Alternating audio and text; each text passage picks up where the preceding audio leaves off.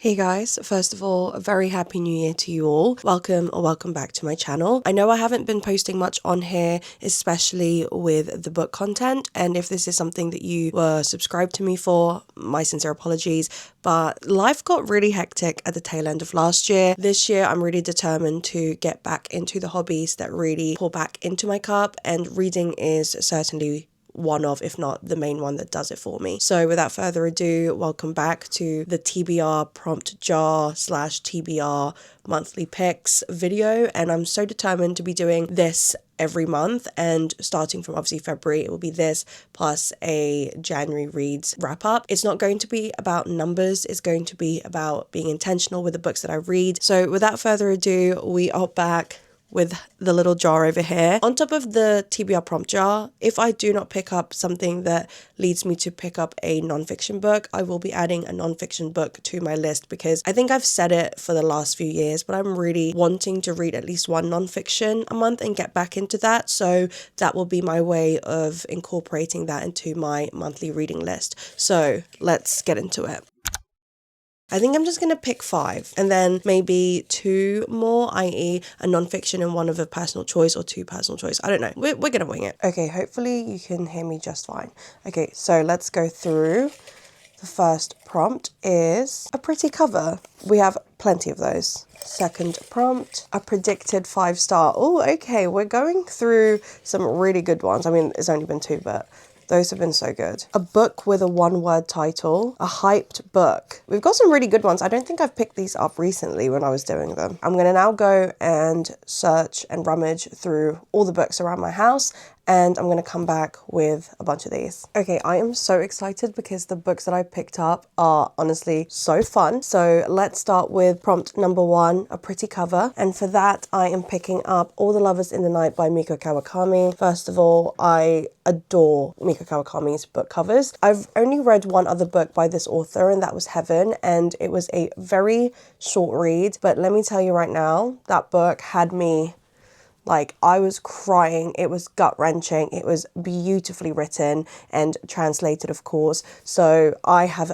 only high hopes for this one, and I've seen many people who have similar tastes in books as I really rave on about it. So this is the one. I find that Miko Kawakami's books are often quite sad and seen from a very somber point of view, and it really takes the mundane everyday life and really dives into, honestly, how sad some people can be behind closed doors. I feel like the only way I could describe it is, you know, when you imagine people walking past each other in the street every day without a thought, and actually each person has their own internal struggles and things that they're going through. I feel like her books portray that, and yeah, this is going to be, I can imagine, a wonderful read. Next, we have a predicted 5-star. Now, I have a lot of books on my shelves that are predicted 5 stars for me, but my brother-in-law and I were talking yesterday about the TV show and how good it was. So I thought before I start that, it's probably time to pick up the book, and that is Severance by Ling Ma.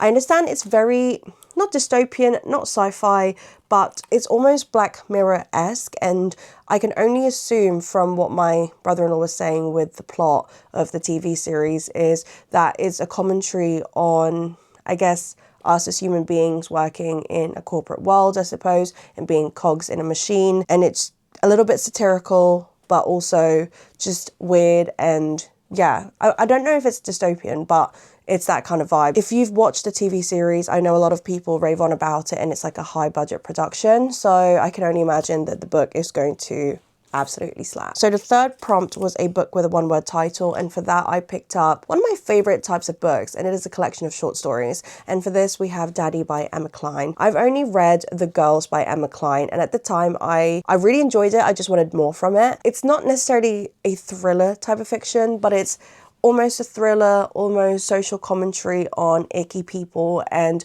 unhinged main characters, those who are like unreliable narrators, and I love that kind of stuff. So this is going to be something I want to pick up quite soon. I think, no, I didn't read that far into it, but yeah, I'm really excited. Prompt number 4 is a hyped book, and for that is another book that I have been wanting to read for so long, and I think January will be the perfect time to read this.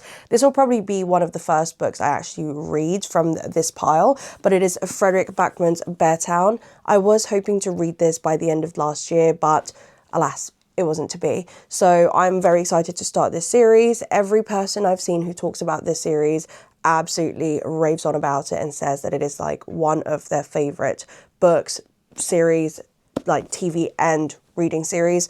So yeah, I'm really excited to dive into this world. I believe we follow a hockey team in a small town where they almost rely on this hockey team to bring tourism or something to their small town, and something happens. And yeah, I just love small town drama, and then if you add a little bit of hockey aspect to it, I'm sold. And then the last prompt was a book with a person on the cover. I technically picked up a book with 2 people on the cover, so it's fine. I'm just gonna say that that's fine, okay? But I noticed that the thing that I was missing was a romance, and your girl loves a romance book, and I don't think I could go a whole month without reading a romance. So I thought, let's pop one into the TBR. I needed a romance. So for that prompt, we have Honey and Spice by Bolu Babalola. This made its rounds on BookTok and Bookstagram a few years ago, and I've had this embarrassingly for a long time on my shelf, and I read the blurb again now, and I cannot believe that I haven't picked it up, because it's a lot of my favorite tropes, such as we have like an enemies to lovers, rivals to lovers, but fake dating, close proximity. Of course I'm going to eat this up every time. So we are picking this one up as our romance book of the month. And then what I think I'm going to do is, instead of trying to incorporate a non-fiction book with the prompts, I'm just going to take a non-fiction book and say, hey, this is the one I'm going to be reading this month. So this is the one that I will be reading in the month of January. And I think this is a very hyped up book. A lot of people have got on about how useful it is. I personally really enjoy her podcast, but we have Mel Robbins' The Let Them Theory. I haven't read any of her other books, and I'm actually fairly new to the Mel Robbins game. With The Let Them Theory, this specifically looks at how instead of over feeling and overthinking things, and you know what the mind can do sometimes, and I think the Let Them Theory really dives into that, and so I'm very excited to read this one, and I think it'll be a lovely non-fiction read to start the new year off. In terms of non-fiction, I'm not just going to be reading self-help books, I'm going to be reading a lot of different non-fiction books, just because I really want to get into it, like I said. But for January, which I know a lot of people do it as their time to have their resolutions in check and everything else, and if you're someone who thinks that's corny, then you know, you do you, boo. But like, I love the fact that people come together and find this as a way to get extra motivation to develop themselves better, and yeah, I just really like it. But yeah, anyway, those are the books on my January TBR. I really hope that I can stick to this, because I'm trying to read as I did before, of really getting back into it and getting the F away from this, because I just scroll and scroll and scroll, and my mind just goes, like, it just turns into mush.